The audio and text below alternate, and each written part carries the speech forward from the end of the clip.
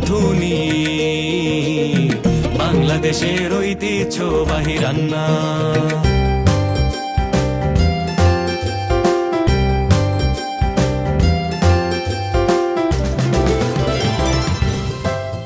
আমি জুয়াইয়া কামাল, শের রাঁধুনি সিজন 8 রাঁধুনি বাংলাদেশের ঐতিহ্যবাহী রান্না বইটি থেকে করে দেখাবো বেগুন বড়ি।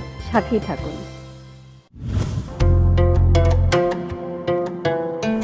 বেগুন বড়ি রাঁধতে প্রয়োজনীয় উপকরণ: মাছ, যে কোনো মাছ 6 টুকরো, বেগুন 2টি, বড়ি 12টি, তেল আধা কাপ, হলুদের গুঁড়া আধা চা চামচ, মরিচের গুঁড়া 1 চা চামচ, ধনিয়ার গুঁড়া 1 চা চামচ, পেঁয়াজ বাটা 3 টেবিল চামচ, রসুন বাটা 1 টেবিল চামচ, জিরা বাটা 1 চা চামচ, আদা বাটা 1 চা চামচ, পেঁয়াজ কুচি 2 টেবিল চামচ, রসুন কুচি 1 টেবিল চামচ, কাঁচামরিচ ফালি 7 থেকে 8টি, পানি প্রয়োজন মতো, লবণ স্বাদ মতো।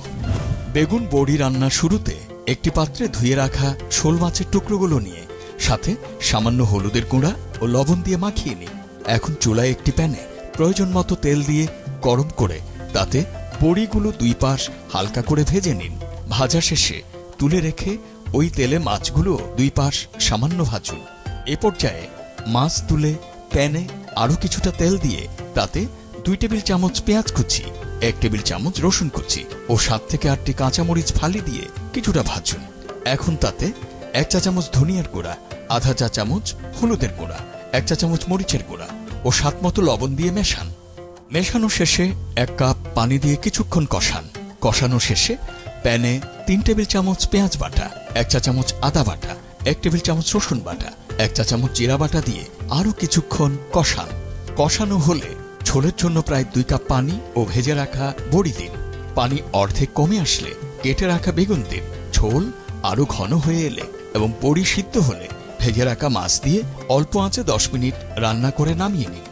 নামিয়ে গরম গরম ভাতের সাথে পরিবেশন করতে পারেন বেগুন বড়ি।